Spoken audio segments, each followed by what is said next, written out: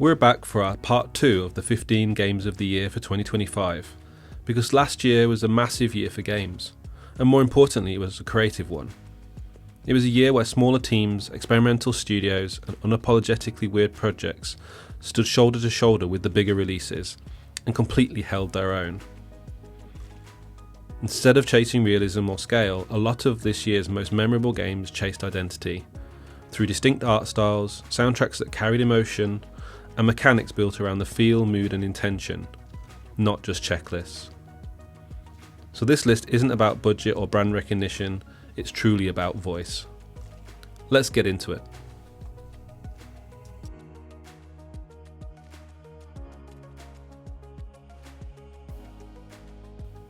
Right from the opening lap, Formula Legends makes it clear that this isn't about realism, it's about celebration. The game treats motorsport history as fantasy, focusing on feeling rather than accuracy. Visually, the art direction leans into bold exaggeration, blending multiple racing eras into one cohesive aesthetic. Cars feel iconic instead of authentic, and tracks are built for spectacle rather than realistic simulation.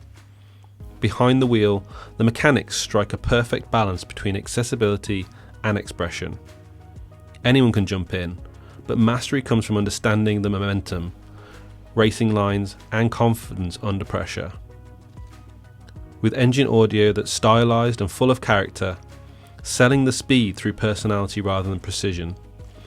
With the music then pushing the energy forward, making every race feel like a highlight moment. What makes Formula Legends work is its clarity of purpose. It knows exactly what fantasy it's delivering, and never loses sight of it.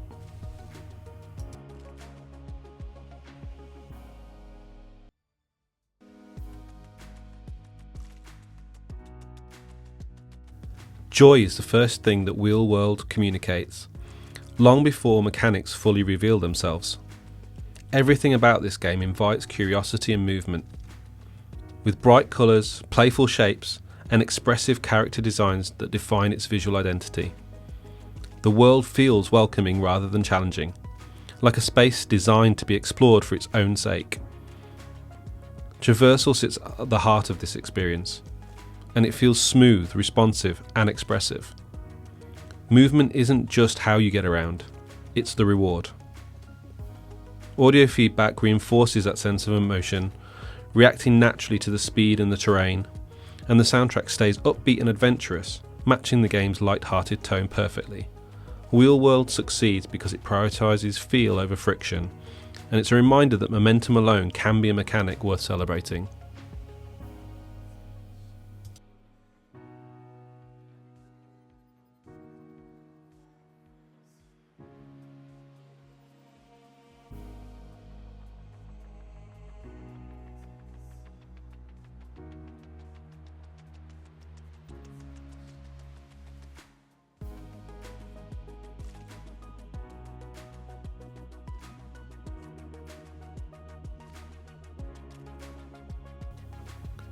Atmosphere takes centre stage in the Midnight Walk.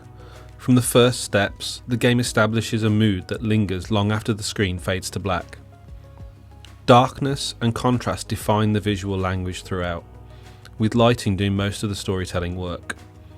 Shadows aren't just visual though, they're emotional weight. With exploration that unfolds slowly and deliberately, it encourages observation over urgency. Interactions always feel meaningful because it's never overused. With ambient sound design that quietly guides emotion, using space and silence as tools. With the music only drifting in sparingly, ensuring it never overpowers the environment. By trusting restraint, the Midnight Walk lets tension grow naturally. And it proves that sometimes the quietest games do speak the loudest.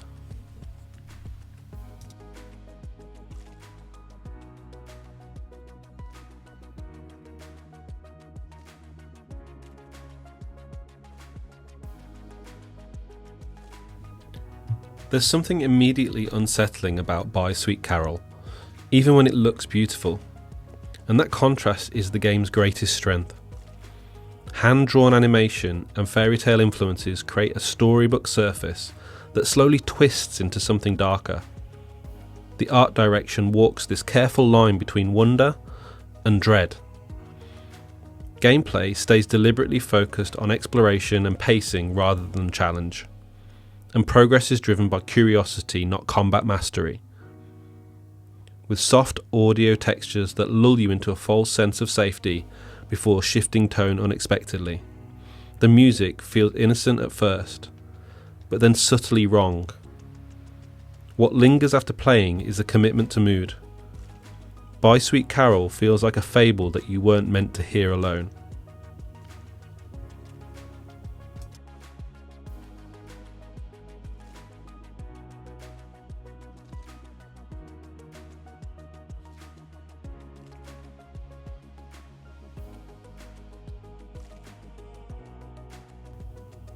It's movement that defines Sword of the Sea more than objectives ever could.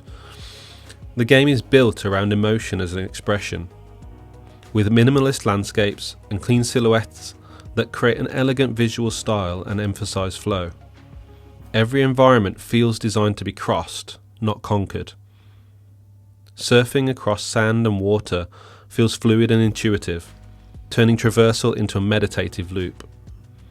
Speed and direction become tools of emotion rather than efficiency. The wind, terrain, and motion blend seamlessly through sound design, with music rising and falling with the momentum, reinforcing emotional beats naturally. By stripping away the excess, Sword of the Sea lets movement carry meaning. It's elegant, restrained, and deeply confident.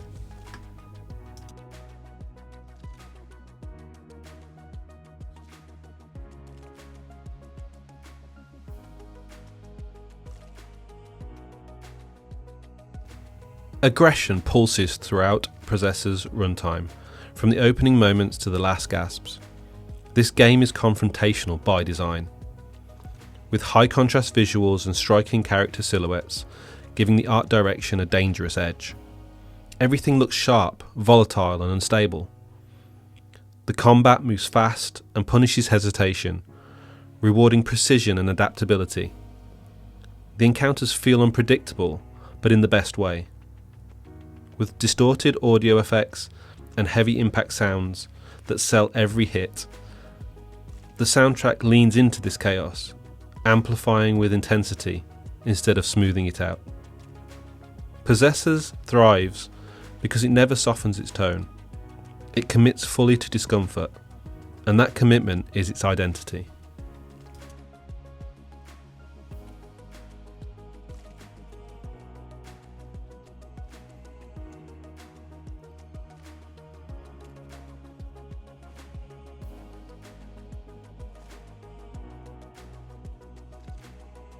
It's dream logic that defines Skate Story. It feels less like a traditional game and more like a memory that you're drifting through, with abstract environments and unconventional character designs that give the world an otherworldly quality. Nothing feels solid, and that's intentional. The skating mechanics are loose and expressive, prioritizing emotion over technical mastery, and movement feels like feeling rather than input. With echoing spaces and subdued audio textures that deepen the sense of isolation, and music that's haunting and introspective that reinforce the dreamlike tone. Skate Story stands apart because it isn't chasing victory, it's chasing mood. And to be honest, it nails it.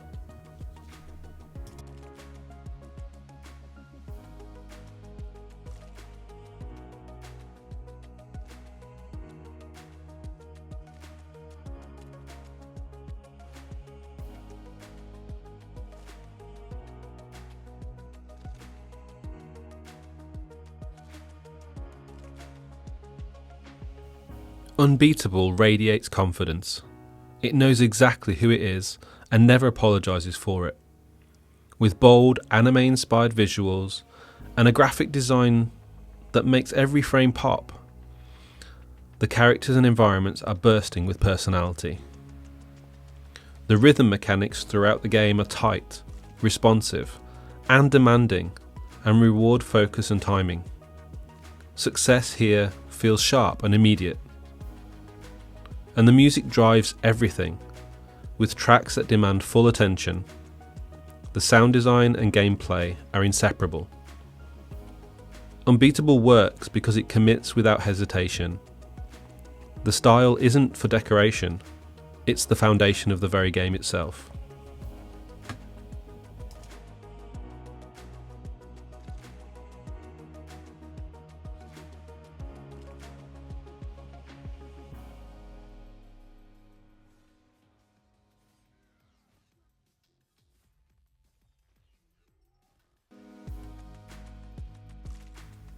Precision sits at the core of Shinobi Art of Vengeance. Every system feeds into this mastery. With traditional Japanese aesthetics that blend with modern clarity, creating environments that read cleanly at high speeds. The visual restraint supports gameplay rather than overwhelming it. The combat is tight, deliberate, and punishing, but in a fair way, with timing and spacing mattering most, and mistakes that felt earned. With clean audio feedback that reinforces every one of those actions, from movement to blade contact, and music that feels the momentum without distracting for focus. Shinobi succeeds by respecting player skill. It's disciplined, stylish, and deeply satisfying.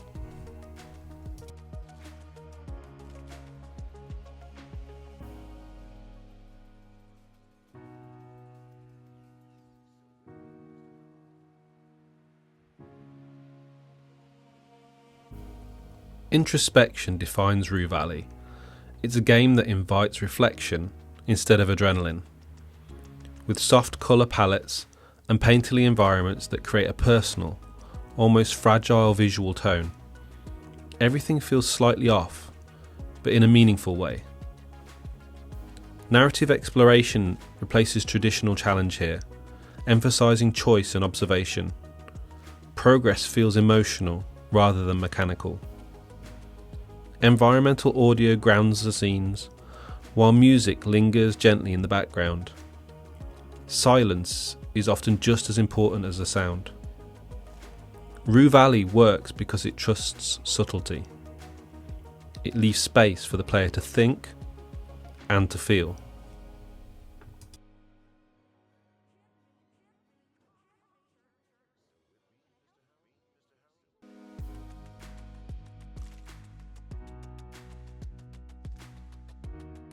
It is simplicity that masks the true depth within hurdling.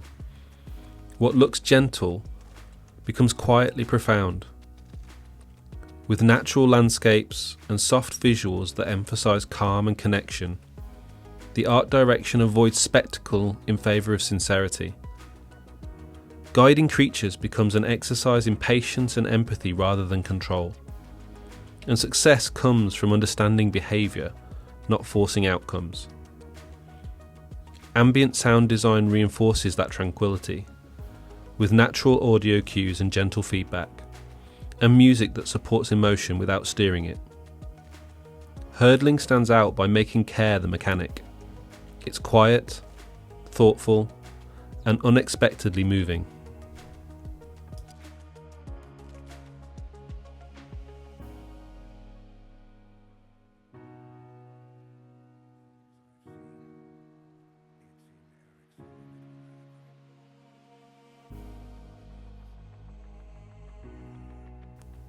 Eric's home, The Stolen Dream, is driven by cinematic intent, with every scene feeling staged with care.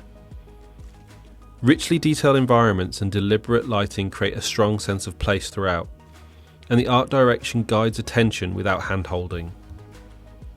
Stealth mechanics emphasise planning and observation over reflex, and reading spaces becomes as important as the movement itself. Footsteps, echoes, and ambient noise heighten that tension naturally, and the score underscores drama without overwhelming it. Eric's Home, The Stolen Dream succeeds because it respects pacing. Suspense comes from control, not from the chaos.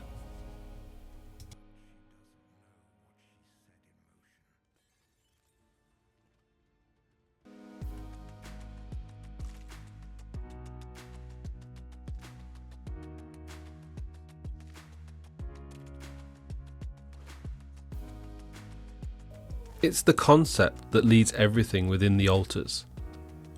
Its ideas shape both the mechanics and the tone of the game, with clean, grounded environments that reinforce themes of isolation and repetition, and visuals that reflect internal conflict as much as external danger. Managing alternate versions of yourself introduces constant tension, and decisions feel heavy because consequences are emotional, not abstract. Sparse sound design emphasises this loneliness, allowing silence to linger, and music stays restrained throughout, letting moments breathe. The Altars stands out by turning identity into gameplay. It's unsettling, thoughtful, and ambitious.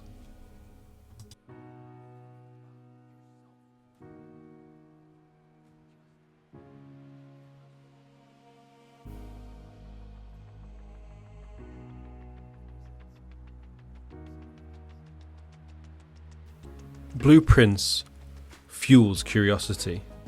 It's a puzzle game that wants you to wonder, with elegant environments and shifting spaces that define its visual language. Discovery is baked into how the world looks and changes. Puzzles reward observation and experimentation rather than brute logic. Understanding replaces memorization. Subtle audio cues guide attention without giving answers away, and music sustains intrigue without breaking concentration. Blueprints respects intelligence, and this is why it succeeds, because discovery feels earned and magical at the same time.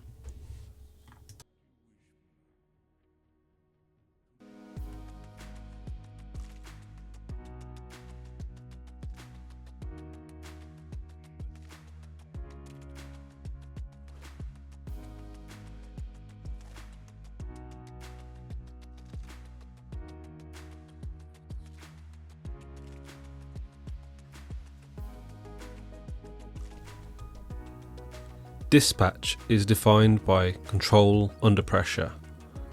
It's chaos with structure. Expressive characters and clean UI design keep information readable at speed, and the art direction prioritizes clarity without sacrificing its personality. Managing the overlapping demands becomes the central challenge, and decisions feel fast, tense, and meaningful.